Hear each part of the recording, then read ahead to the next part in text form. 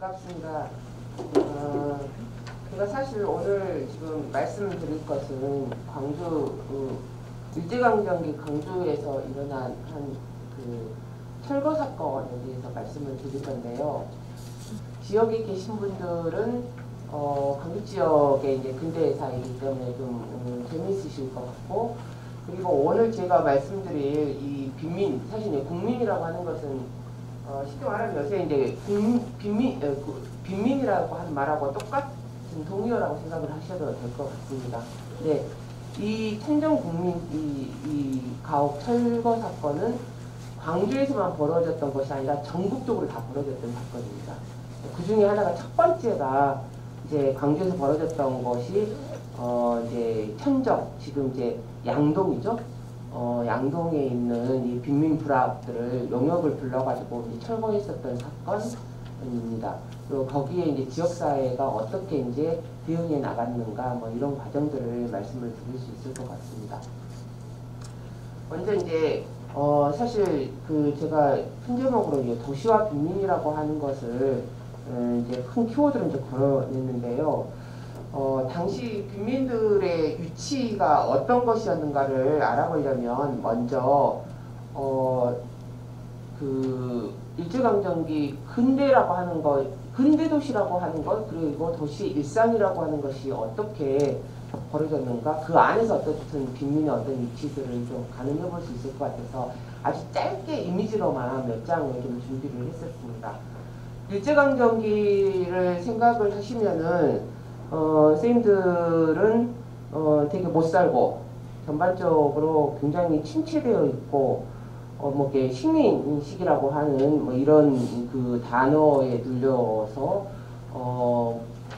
굉장히 헐벗고 예, 이런 풍경들을 일반적으로 이제 떠올리시게 되는데, 사실 일제강점기 특히 이 초기 자본주의가 이제 정착된 이 이후에는 지금의 생활과 도시 생활과 거의 별반 다름이 없을 정도로, 물론 이제 여기에서 이제 보여주는 것들은 이제 상위 10%의 이제 이 계급들의 이제 생활이긴 합니다만은, 자본주의적 방식으로 이제 그 중세에서 이제 근대기로 넘어오면서 자본주의적 방식으로 계급이 끊임없이 계속 분화하던 시절, 그리고 대중문화가 이제 만들어지던 시절, 그래서 이런 여러 가지 복합적인 상황들이 이제 벌어지던 당시라고, 시기라고 생각을 하시면 될 것 같습니다. 조선호텔, 지금 뭐 이렇게 지금 풍경이라고 해도 뭐 이렇게 헷갈리지 않을 정도로 이게 이 휴일날 이 풍경이에요. 휴일날에 이제 모든 보이들이 와서 이제 차 한 잔을 마시면서 브런치를 먹고 했었던 조선호텔 옥상 커피숍입니다. 보시면 아시겠지만 여기 굉장히 이쁜 여성이 있는데요. 신여성의 이 대표 주자라고 불리워졌었던 최승희입니다. 당시 1930년대, 지금 보여주는 이 사진들은 1920년대 후반에서 30년대 이 이미지들인데요.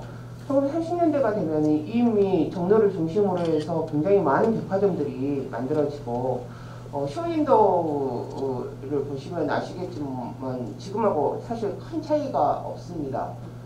굉장히 많은 이제 쇼핑객들 막 줄 서가지고 이제 바겐세일 하는 것들 이제 갖고 오고, 그 다음에 VIP룸도 있고 전시회도 보고, 그리고 호텔에는 항상 이런 카페들이 있어서 이제 사람들이 이제 차담을 나누고 뭐 이런 일상들이 벌어졌죠. 그리고 거리에는 이런 모던걸과 모던보이들이 이제 활보를 하던 시기입니다.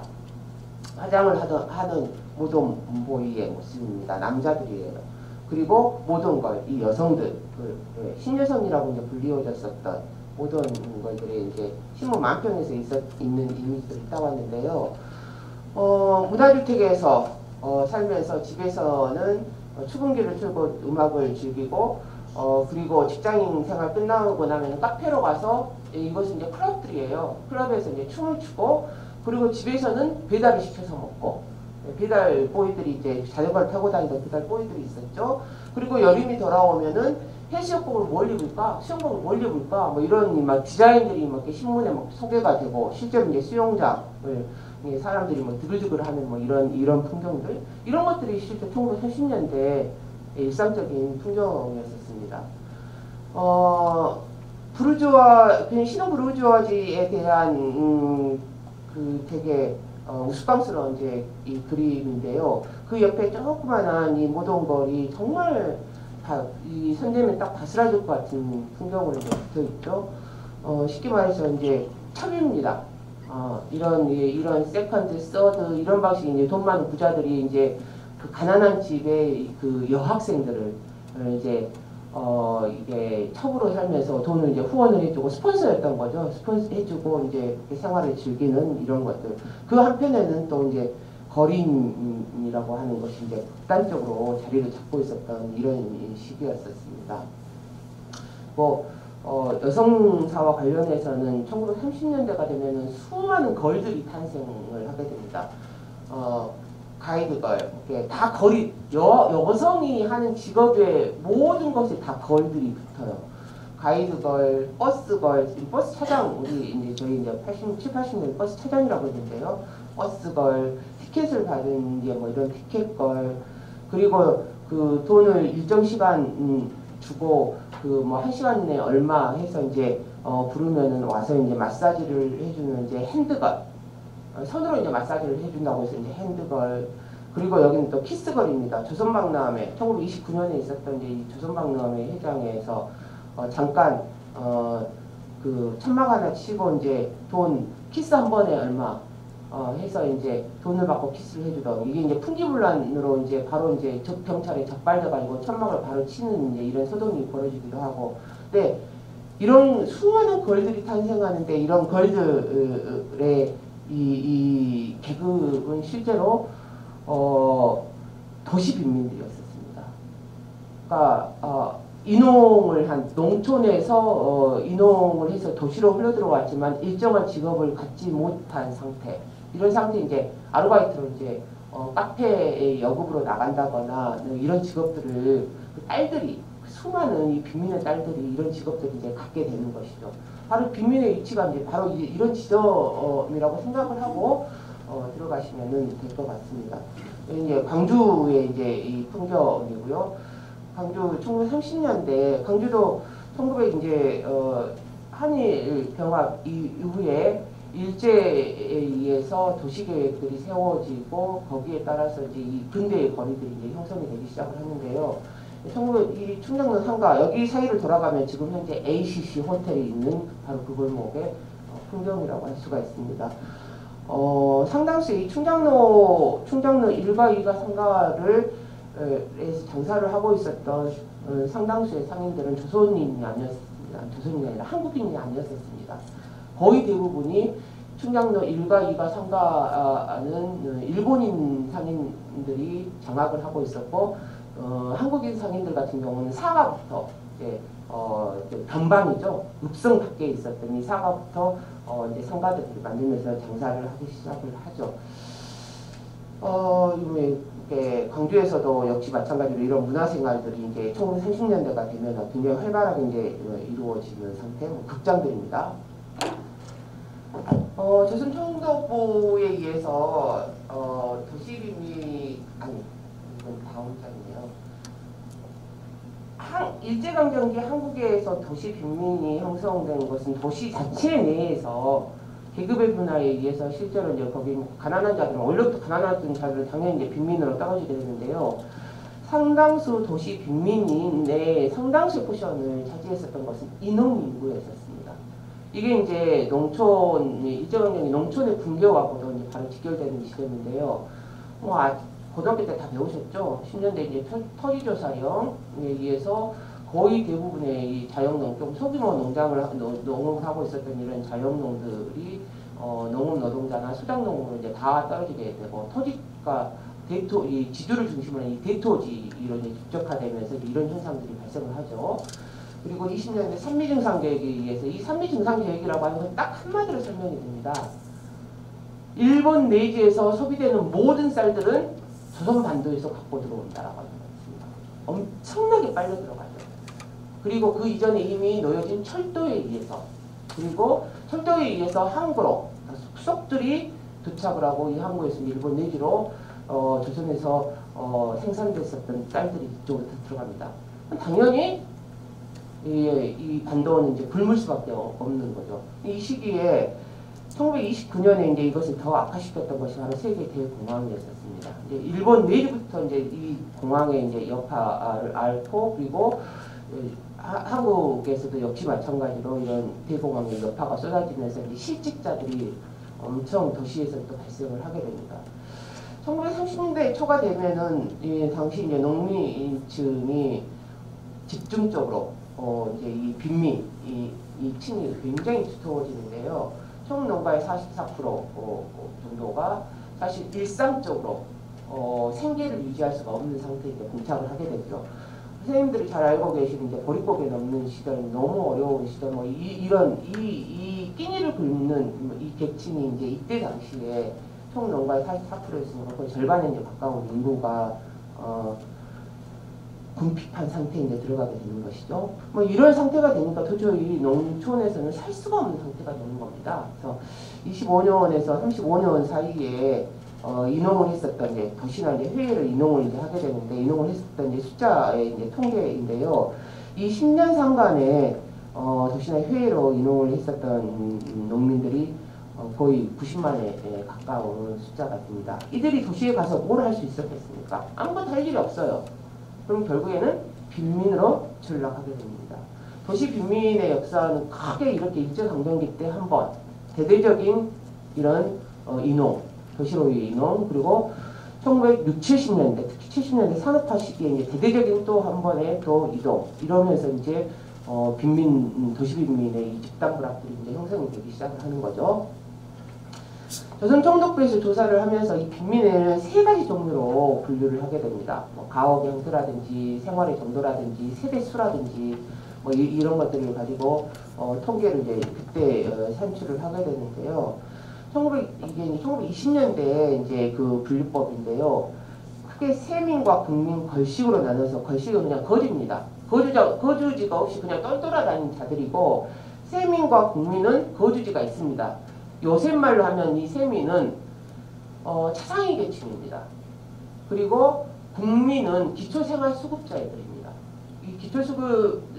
이 수급 생활자는 바로 이제 막 긴급지원 들어가고 해야 되는 상황이잖아요. 끼니를 굶기 때문에 바로 이제 긴급지원도 들어가야 되는데, 뭐 이런 정책이 있을 리 만무했었죠. 근데 어떻든 이런 식으로 이제 분류를 해서, 사실 일제강점기에는 국민이나 세민 뭐 이렇게 따로 분류해서 부르기도 했지만은 생활상의 차이가 거의 없어서 궁세민이라고 하는 하나의 단어로 많이 불리워지게 됩니다. 궁세민의 이제 생활인데요.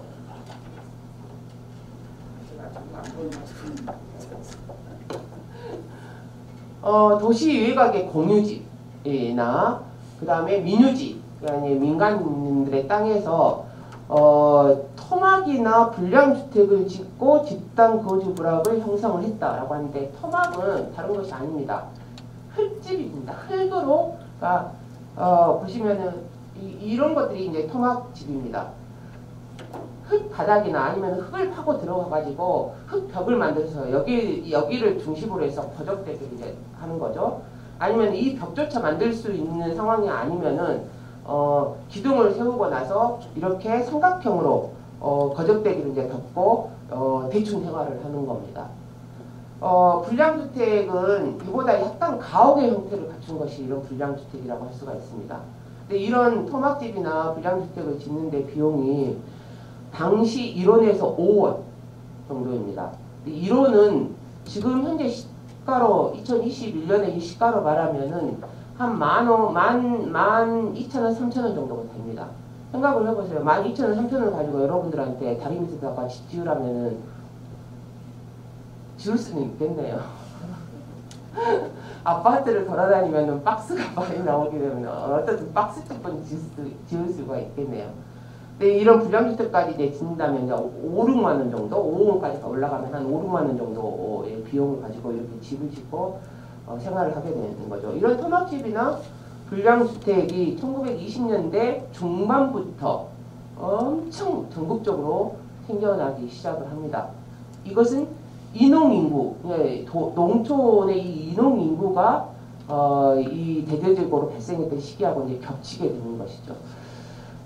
도시 외곽에 이제 상기슭이나 아니면 하천이나 아니면 다리 밑이나 이런 데 이제 집을 짓고 이제 살기 시작을 하면서 점점 한두 집이 짓기 시작하면 막 옆에 이제 붙어 다니기 때문에 이게 이제 하나의 집단부라고 하면 1, 2년 지나면 집단부락이 형성이 되게 되는 거죠. 이런 집단, 광주에서는 이런 그 집단부락이 형성이 된 장소가 산기슭이나 이런 다리 밑이 아니라 천변이었습니다. 천변에 지금 현재 광주 천변을 생각을 하시면은 저기 학동 밑에 있는 박림동, 양림동 여기서부터 시작해가지고 저기 양동 있는 데까지 양쪽 천변적으로 그냥 부락이 이런 집단 부락들이 있었다고 생각을 하시면 될 것 같습니다. 가장 큰 거점은 조금 이따 6개 거점은 이제 조금 이따가 나오게 되는데요. 어떻게 해서 광주는 이 도시 빈민들이 이런 하천 부지에다가 집을 짓기 시작을 했을까? 다른 지역에서는 이렇게까지 이렇게 집단적으로 보이지 않거든요. 근데 광주에서는 아주 특이하게 다 하천 부지에 거의 대부분 이런 집단 부락들이 형성이 됩니다. 그 집단 부락이 형성된 이 계기가 바로 대광주 건설 계획. 당시 광주는 당시 면이었었습니다. 면에서 나중에 이제 광주읍 그리고 광주부 요새 같으면 이제 광역시 정도가 있겠네요. 광역시보다 약간 뭐 조그마한 더 소규모의 도시긴 합니다만 어쨌든 이렇게 계속해서 행정경력이 명칭 인구수가 이제 늘어나면서 계속 명칭이 바뀌는데 이때 당시에는 광주면이었었습니다. 광주면에서 이 광주면장을 중심으로 해서 일본인 지역 유지들이 이제 만들어낸 것이 바로 면 3대 건설 계획입니다. 대광주 건설 계획입니다.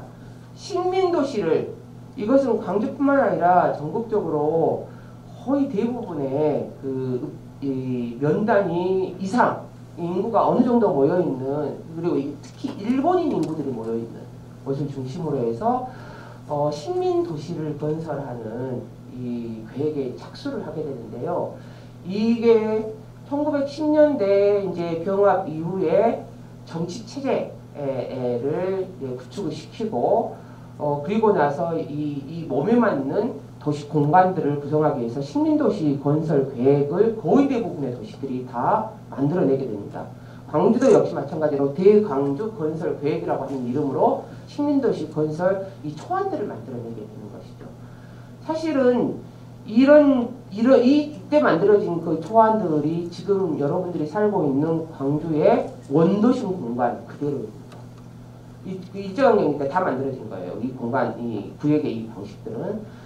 근데 이 대광주 건설 계획의 이 핵심이 뭐였냐면은 1926년부터 28년까지 3년 동안 광주천을 손을 대는 것이었습니다. 이 광주천을 손을 대서 그러니까 하천 정비 사업이 이게 이제 제1차 하천 정비 사업인데요.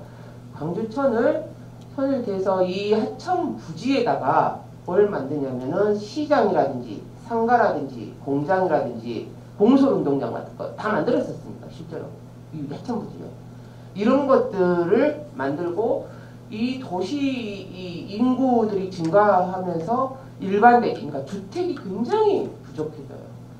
그래서 이 주택 부지로 이제 불화를 하기 위해서 이제 이 천변들을 손을 대게 되는 것이죠. 광주 최초의 신시가지 개발 사업의 초안이 바로 대광주 건설 계획이라고 할 수 있습니다. 이것에 대한 구상이 1920년부터 사실은 시작을 합니다. 자, 이 면 3대 계획은 하수도 건설, 하천 정비 사업이라고 하는 것은 하수도, 하천 개수, 시장 정비 이런 것들이 다 같이 걸려 있는데요. 오늘은 이제 바로 이 하천 개수를 가지고 이제 말씀을 드리죠. 아까 이 전장에서 이제 말씀을 드렸다시피 이제 이렇게 하천을 손을 댈 수밖에 없었던 것은 바로 땅을 만들기 위해서 인구는 계속 이제 증가하는데 이것에 대한 이제 도시 인프라들을 이제 만들어내야 되고 또 이제 주택지도 이제 만들어내야 되는데 땅이 없는 거죠. 그래서 제일 이제 손쉬운 바로 이제 하천 부지를 손을 대기 시작하는 겁니다. 보세요. 25년부터 30년까지 바로 10,000명, 바로 20,000명, 5년 사이에 20,000명이 늘어납니다. 엄청나게 이제 광주면 이제 밀려 들어오게 되는 거죠. 오늘 다루게 될 이 사건은 32년도에 일어난 사건입니다. 이 시기에서 당시 전남 지역 세국민들, 이게 광주로 이제 광주가 가장 큰 이제 그 대도시로 이제 이게 만들어지기 시작을 한 상태였었으니까요. 25년을 보시면 국농 호수가 27,000호 정도였던 것이 33년이 되면 68,000호로 이제 늘어나게 됩니다. 공세민까지 합치면 어마어마한 숫자이죠. 이 숫자가 다 어디를 가겠어요? 일본이나 만주나 이제 가거나 아니면은 다 광주로 들어오게 되는 겁니다. 이렇게 이 엄청난 이제 숫자들이 들어오기 시작을 하면서 이제 이런 땅들이 이제 필요했었던 거죠. 광주천을 보시면은 뭐 굉장히 익숙한 사진이죠. 저기 광주 지역에 사시는 분들은 예전에 광주천은 이제 이런 큰 강폭을 가지고 있는 사행천이었습니다. 모래 사장을 가지고 있는 강 같은 것들이었어요. 완전히 강이죠, 그냥 이렇게 뺑 돌아가는. 네, 지금 여기 장터, 여기 큰 장터입니다. 여기 이런 천변에서 이제 이게 그 호남 최대 이제 이런 장시가 이제 열리기도 했었고요. 근데 지금 보시면은 이게 1930년대 강주교 일대인데요. 이게 완전히 반듯하게 되어 있는 상태이죠. 지금 나가 보시면은 지금 반듯하게 되어 있잖아요. 이게 1930년대 아니 1926년에서 28년에 만들어진 그 구도 그대로입니다. 거기에서 이제 다리가 좀 더 서지고, 이거 도로폭을 조금 당겨가지고 좀 높이고, 이렇게 넓히고, 이런 정도에 불과해요. 이게 30년대 이미 다, 20년 후반에 다 만들어진 거였죠. 자, 그러면 땅이 어떻게 만들어졌을까? 하천부지는. 사행천은 이걸 특성으로 하고 있죠. 근데 볼을 여기다가 쌓아버리면 어떻게 돼요? 여기다가 흙을 돋아야 되겠죠. 흙을 돋으면은 이 넓이, 이 양쪽으로 엄청난 부지가 생겨납니다. 이 부지를 이제 시장도 거기다가 만들고, 상가도 만들고, 공장도 만들고, 운동장도 만들고, 그 다음에 주택지도 이제 불화하고, 뭐 이런 상태. 이걸 이제 써먹으려고 했었던 거죠. 이걸 이렇게 반듯하게 만드는 이 작업을 바로 직강화 사업이라고 합니다. 당시 하천 이제 직강화 사업이 이제 이런 방식으로 이제 만들어지게 되죠. 첫 번째 1차 이 직강화 설치는 금교. 지금 그 금동이 있는데, 사직공원 그 아래쪽부터 시작해서 저기 광주 일고 있는 데까지 이제 그 양동 그 삼인맨션이 있는데 거기까지 이제 1차 작업을 시작을 합니다. 양쪽 합쳐가지고 한 3km에 해당하는 것이었으니까 양쪽에 엄청난 이제 땅들이 이제 생겨나게 되는 거죠. 그런데 바로 이 땅에 땅을 골라놓으니까 뭐 공장도 만들고 시장도 만들기는 했어요. 근데 민간한테 이제 불화할 이 주택지들이 이제 군데군데 이제 좀 남은 거예요. 이 남은 땅들에 바로 이농을 했었던 아니면 도시 주민으로 원래 있었던 사람들이 이제 돌아다니다가 이제 집이 없으니까 결국에는 하나씩 자리를 잡으면서 이런 부락들을 토막집을 짓고 불량주택을 짓고 하면서 이런 빈민 부락들을 이제 집단적으로 이제 형성을 하기 시작을 한 겁니다. 당시 강주 하천부지의 국민 부락의 가장 큰 거점이 천정 양동이죠. 그 다음에 누문정 지금 광주 일고 있는데, 그 다음에 뭐 임동은 사실 하천부지 만들어지지도 않았는데 옛날 그 사행천 있는데다 그대로 이제 다 부락을 만드는 경우였고요. 그리고 금동에 있는 그리고 양림동, 호남동 여기다 큰 거점들을 이렇게 만들면서 이제 부락들을 이제 형성을 해나가죠. 1930년대 초에 1,200가구 그리고 거기에 살고 있는 인구는 6,000명 정도. 당시 광주 인구의 6분의 1에 해당하는 숫자였었습니다. 굉장히 이제 큰 숫자였었던 거죠. 그런데 바로 32년에 사건이 일어나게 됩니다. 전국적으로 이런 이제 빈민부락들이 토막집을 살고 있는 빈민부락들이 전국적으로 이제 많이 생기기 시작을 하니까 사실 20년대 중반부터 철거 사건들이 생기기 시작합니다. 전국적으로 20년대 중반부터. 근데 이때 이 철거라고 하는 것은 그냥 용역도 불러가지고 싹 그냥 쳐버리는 것입니다. 그러니까 대체 이주지를 마련해 주지도 않고 뭐 이사 비용을 주지도 않고 그냥 아고 그냥 다 쳐버리는 거예요. 얼마나 쉽겠어요. 판잣대기 몇 개, 거적대기 몇 개 그냥 다 걷어버리면 끝나니까. 그러니까 한 영역 10명이 와가지고 200채를 순식간에 하루 한나절 사이에 그냥 다 그냥 부숴버리는 거예요. 근데 이런 사건들이 계속해서 20년대 중반부터 반복이 되고 있었죠. 근데 광주가 첫 철거를 했었던 곳이 바로 양동. 당시 이제 동네 이름으로는 천정이었었습니다. 천정에 있는 이 국민부락을 처음으로 32년에 7월 말에 쳐버리게 되는 것이죠. 이렇게 쳤었던 이유가 몇 가지가 있는데요. 하나는 일단은 31년 말부터 나가라 계속해서 고지를 합니다. 근데 이 사람들 왜 나갈 데가 있나요? 못 나갑니다. 그래서 버텼죠. 나가라고 했었던 것은 민간 주택들이 지금 불화를 해야 돼요. 그래야만 그동안 요 천변 직가마 사업에 들어갔었던 상당 비용을 국비로 채우고 나머지는 다 광주 위원회에서 다 해결을 해야 했었거든요. 근데 이것을 민간한테 불화하면서 받은 돈으로 그걸 이제 공사비를 메꾸려고 했었죠. 그래서 이제 민간 불화로 들어가야 되는데 땅을 다 이제 불법 점유를 해버린 거예요. 그래서 이제 쫓아내야 되는 거죠. 나가라고 했는데 안 나가. 할 데가 없으니까. 그래서 결국엔 32년 7월 말에 용역 10명을 불러와가지고 천정에 살고 있었던 200호 정도가 되는 이 가옥 전체를 그냥 싹 다 쳐버리게 되는 것입니다. 이런 민간 불화가 하나가 있었고, 두 번째는 도시 미관. 얼마나 심란했겠습니까, 사실. 이 도시 미관의 문제. 그리고 이제 세 번째는 바로 위생의 문제였었습니다. 이 위생 문제는 사실 이제 이 전염병들이 워낙에 이제 못 먹기 때문에 부항병이라든지 이질이라든지 이런 설사병들이 전염병들이 사실은 이 빈민부락들을 중심으로 해서 집단적으로 감염되고 이게 이제 도시 전체로 이제 퍼질까봐 초긴장 상태에서 당국은 이제 일제당국은 초긴장 상태에 놓여 있는 거죠. 이런 몇 가지 이유 때문에 이것들을 이제 다 이제 철거하기 시작을 하는데요. 광주 같은 경우는 천정이 바로 이제 첫 번째 대상지였다는 것입니다. 이게 이제 벌어지니까 당장에 이제 한국인 유지들은 이제 가만히 있을 수가 없죠. 그래서 8월 초에 이제 서석병원에 모이게 됩니다.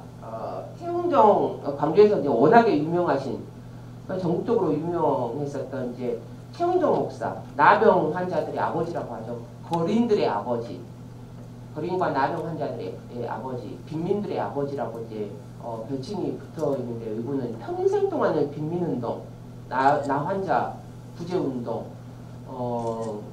하셨던 분이라고 할 수가 있습니다. 이 최웅정 목사의 주재하에 지역 유지들이 이제 이 서석병원 최웅정 목사의 동생 최용우 박사가 하던 이제 병원이에요. 여기 이제 모이게 됩니다. 그러면서 구제연구회를 이제 이 문제를 해결해야 되겠다 해가지고 이제 이 구제연구회를 이제 짜고 이렇게 조직을 그날 바로 이제 짜요. 그래가지고 바로 그 다음 날부터 조사에 이제 들어가게 됩니다.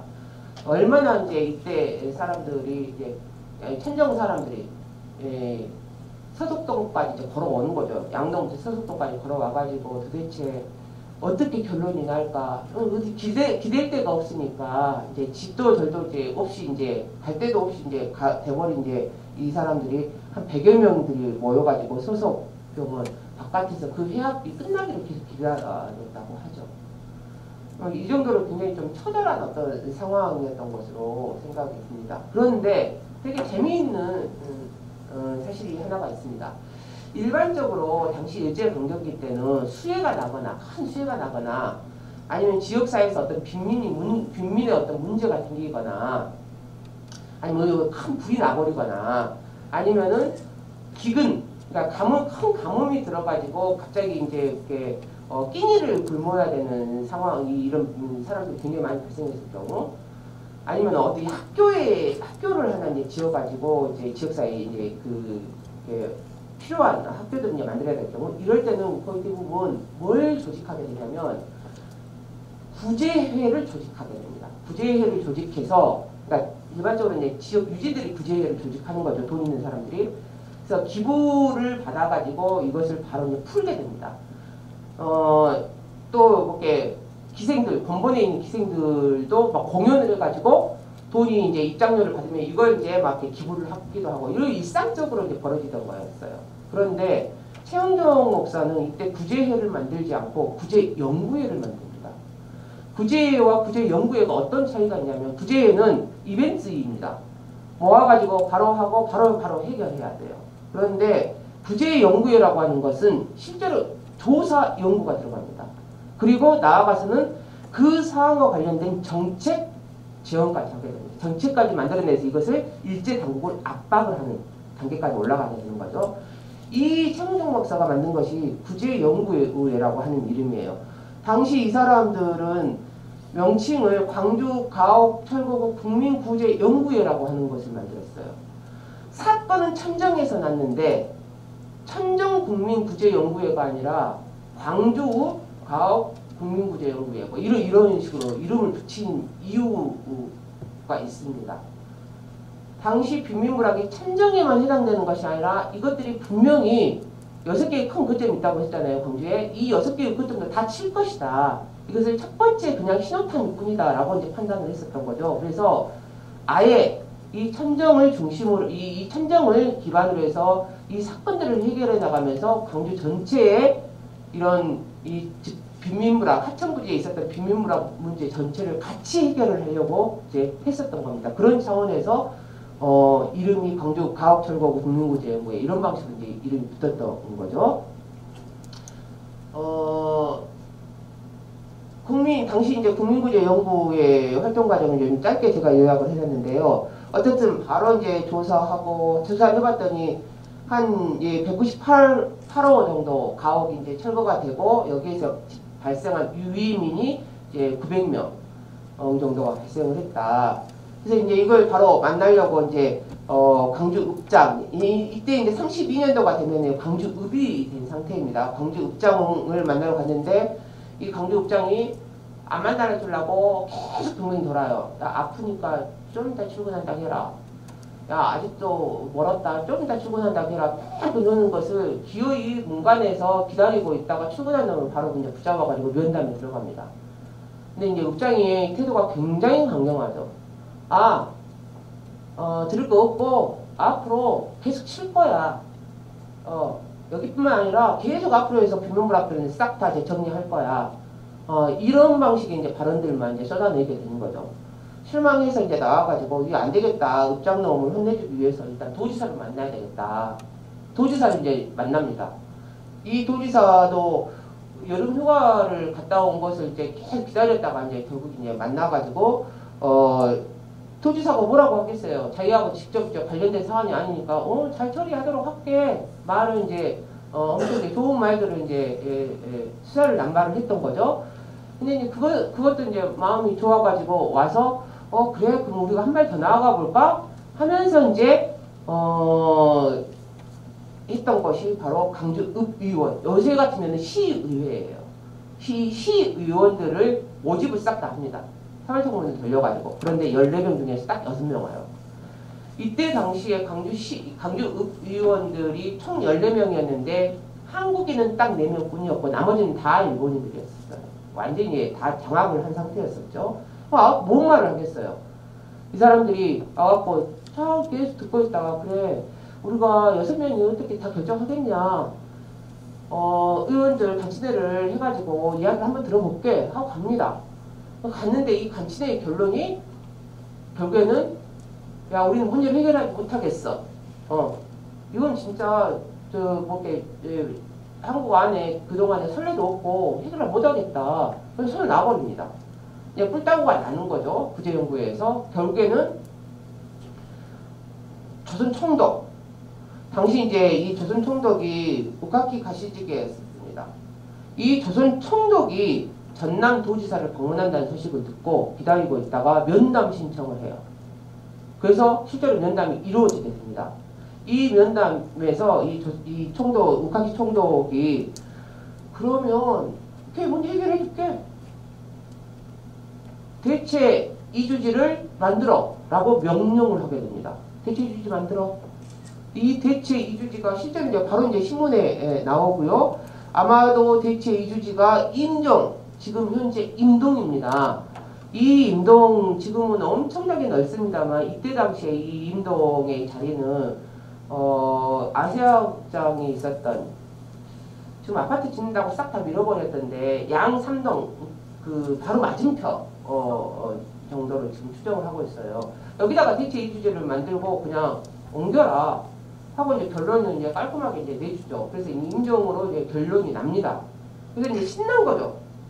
구제연구에서는 신나게 그냥 막 지평공사, 막 자기들 돈 들여갖고 막 지평공사 들어가요. 이제 땅은 이제 거르는 이런 공사에 들어가요. 그런데 지평공사를 시작하고 나서 일주일이 지난 상태에서 어떤 일이 벌어지냐면 느닷없이 구제연구에서 광주 읍장한테 교섭이 파열됐다라고 하는 통보문을 그냥 빡 하고 날려요. 19일날. 이 최무룡 목사가 당시 그 읍장한테 보냈었던 교섭 파열 통보문입니다. 귀하는 약속을 무시하고 자의로 협정을 번복했다. 왜 이런 교섭 파열? 야, 신나게 지금 문정에다가 어떻게 이 사람들을 갖다가 이제 살게 하려면 이게 하고 있는데 갑자기 스스로 교섭 파열을 하는데, 이 교섭 파열의 이유가 약속을 어겼어, 니들이. 그 약속을 어긴 것이 바로 이겁니다. 교섭, 11일 날부터 시작하죠. 지평공사를. 근데 19일 날 교섭 파열 통보를 벌여요. 바로 그 전날 무슨 사건이 있었냐면, 노문정을 지금 한참 천정 국민들을 위해서 대체 이주지를 만들고 있는 상황에서 노문정 가옥들을 또 집단 철거하는 사태가 벌어지게 되는 겁니다. 영유고 불러와서 광주읍에서 그냥 바로 여기 다 쳐버려요. 당시 이건 그래도 신문에 자료가 지금 남아있더라고요. 여기 지금 다 이제 다 정신없이 그냥 다 저기 흐트러져 있는 것들이 바로 노문정의 그 철거 직후의 어떤 사진들입니다. 여기에서 이제 30여 호를 치는데 여기에서 그 유인민이 한 200명 정도가 발생을 하죠. 자, 지금 당시에 나왔었던 기사문이에요. 기사가 제가 여기다 두 건은 안 넣었는데 34건이 총 양동 천정 국민 그 가옥 철거 사건과 관련해서 총 34건의 기사가 쏟아집니다. 근데 34건을 보시면 아시겠지만 보세요. 자, 사건이 시작된 이제 이렇게 조사가 시작된 8월 초부터 시작해가지고 9월달 9월 26일까지 약 한 40일 정도. 40일 정도 사이에 한 32건 정도가 쏟아지게 됩니다. 나머지 두 건은 뭐냐면은 갑자기 뚝 끊어져요, 기사가. 그리고 몇 달 뒤에 12월에 소식이 너무 오랜만에 전해지게 됩니다. 한 40일 사이에 30건이 넘는 기사가 쏟아졌다는 것은 고의 기사가 막 실시간으로 막 쏟아졌다는 것인데, 요새 같으면 SNS 역할을 해버렸던 겁니다, 실제로. 그런데 당시 지방지가 지금처럼 따로 있는 것도 아니고 다 중앙지였었어요. 광주에서 소식을 올려보내가지고 기사화하던, 각 지역에서 다 올려보내가지고 기사화하던. 그래서 중앙에 굉장히 큰 대형 사건이 아니면은 지역에서 굉장히 큰 사건들이 일어나더라도 이렇게 많은 기사 수를 가지기가 힘듭니다, 실제로. 학생 독립사건, 독립운동 사건 같은, 광주 학생 독립운동 사건 같은 이런 대형 사건이 아니고서는 이런 사건이 지역에서 발생하는 것도 전국적으로 다 똑같이 발생을 했는데, 희한하게 천정국민 가옥 철거 사건만 이렇게 엄청난 기사 수를 만들어내고 있었습니다. 근데 그 연락이 쏟아지던 기사가 갑자기 뚝 끊어지고 4개월 만에 딱 나타나가지고 구제회원의 활동으로 30% 토막 건축으로 하는 걸로 이제 끝내는 거예요.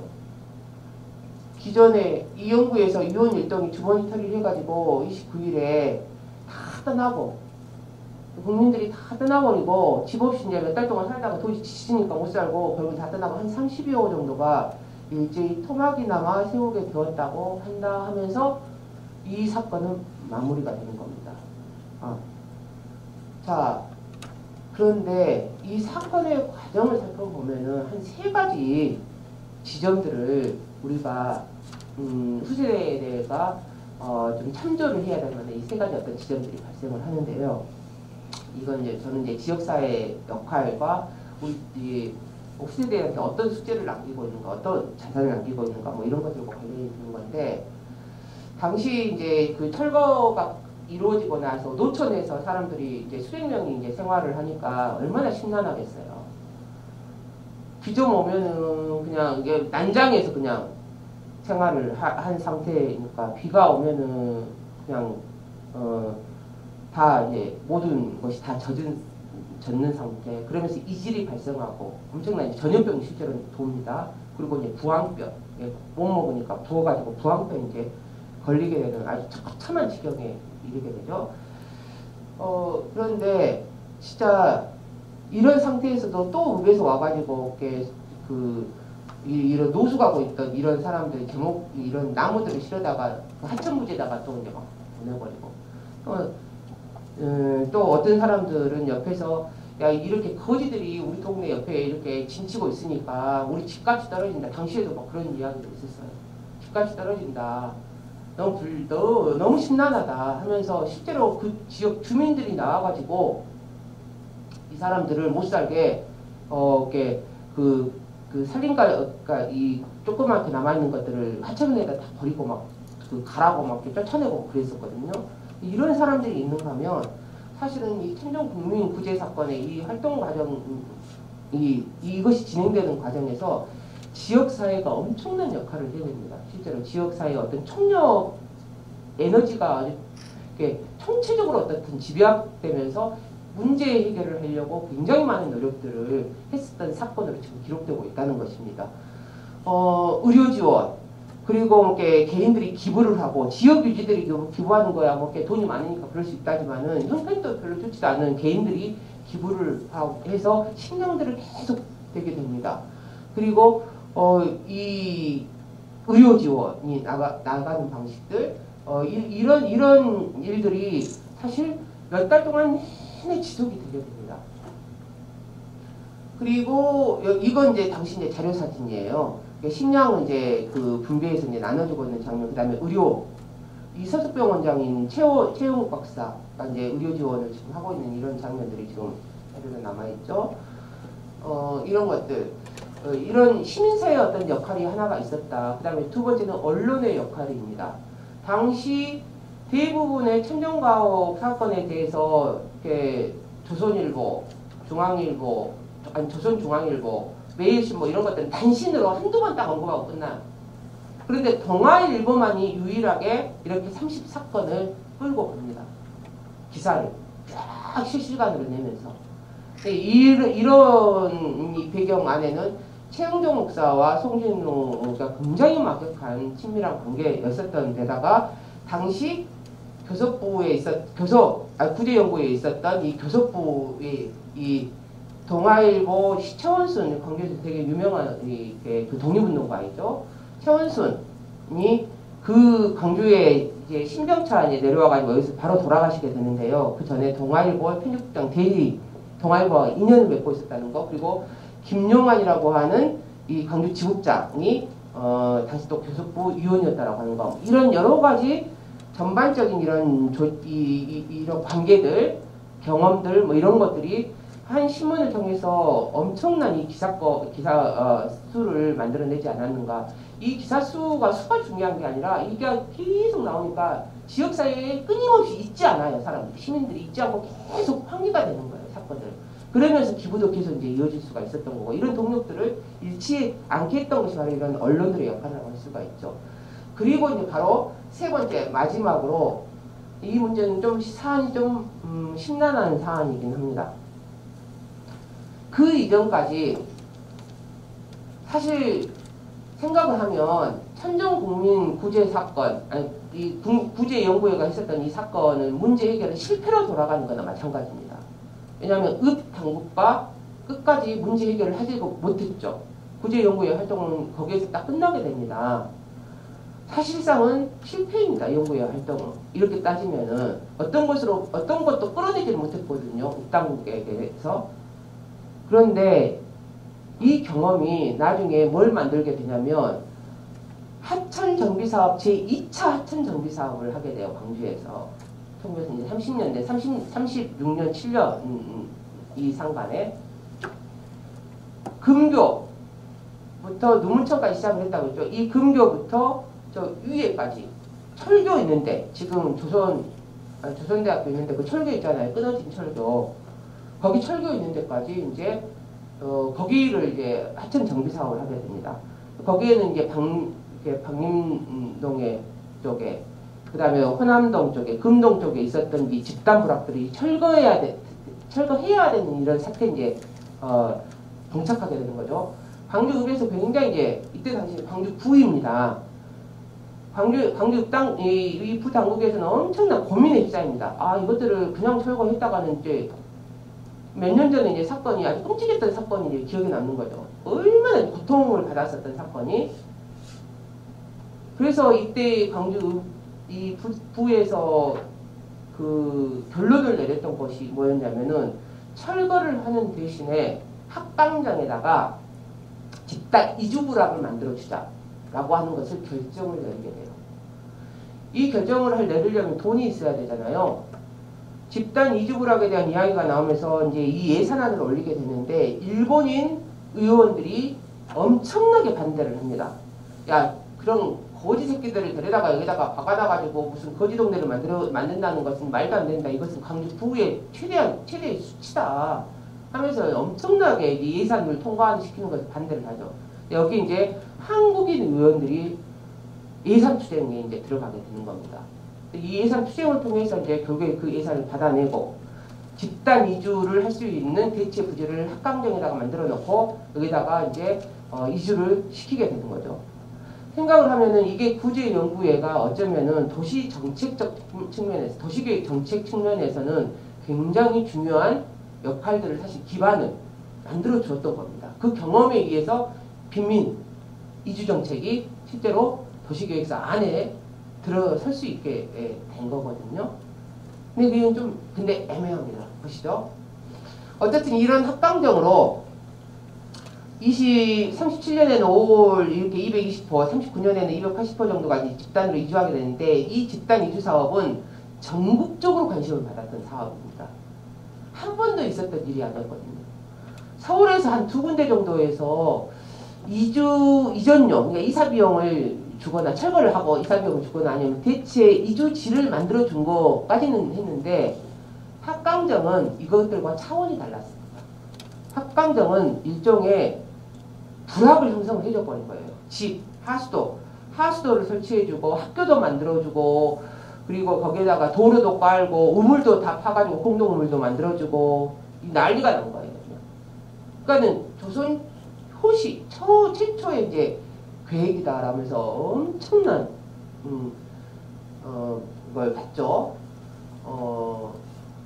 이게 보시면은 당시 신문입니다. 얼마나 막게 그 희망찬 것에 들떠가지고 막 조선 어느 도시에서든지 아직까지 들어보지 못했던 의미심장한 쾌사실이 막 이런 것들 각 방면에 이목이 집중하고 있다.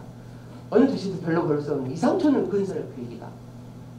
엄청난 호응, 막 지역사회 호응, 전국적 호응 막 이런 것들 계속 주시하고 있는 상태. 그것들의 문제를 어떻게 해결하고 보자. 이사를 가긴 하죠. 그런데 바로 이제 이 문제가 걸리는 겁니다. 당시 신문에서 이렇게 이상촌이 건설이 될 거야. 이게 이제 그 유명한 학동 8거리입니다. 여기에 중앙을 중심으로 해가지고 자 8개의 거리 여기가 이제 부락들이 이제 그 거주지들이 이제 만들어지죠. 학교들이 만들어지고 네, 이 이상초 이 도면을 보시면 아시겠지만은 자, 이 도면은 그대로 고스란히 실현이 됩니다. 이게 이제 지금은 아파트가 들어섰습니다만은 아파트 들어서기 이전에 항공 촬영했었던 바로 이점 보이시죠? 이 팔거리 유명한 팔거리. 자 가까이 보시죠. 자 이겁니다. 이걸 중심에 이건 사실은 이 중심을 해서 이렇게 번져 나가는 것을 볼 수가 있죠. 이 연구자들 사이에서는 굉장히 이제 많죠. 이 부분에 대해서. 벤담의 이제 파노피코프 이제 일망 감시 체제의 아주 전형적인 모습으로. 근데 실제로 그랬었습니다. 이 불악은 그냥 단순한 그냥 동네 마을이 아니라 집단 불악, 감시를 받는. 그래서 어떤 놈이 들어오고 어떤 놈이 들어오고 어떤 놈이 빠져나가는지 이런 걸 다 감시하고 다 단속합니다. 방면위원이라고 해서 방면위원이 하나가 들어가가지고 감시를 하는. 그러니까 행정당국의 이제 감시위원이죠. 들어가서 이 사람이 생활지도를 하게 됩니다. 그래서 너는 직업이 지금 찾았냐 안 찾았냐, 저축은 지금 하고 있냐 아니냐, 네 이성 상태는 왜 이렇게 불량하냐, 완벽하게 모든 생활상에 사실은 감시를 받았었던 것입니다. 굉장히 역설적이죠. 사실 도시계획 정책 측면에서는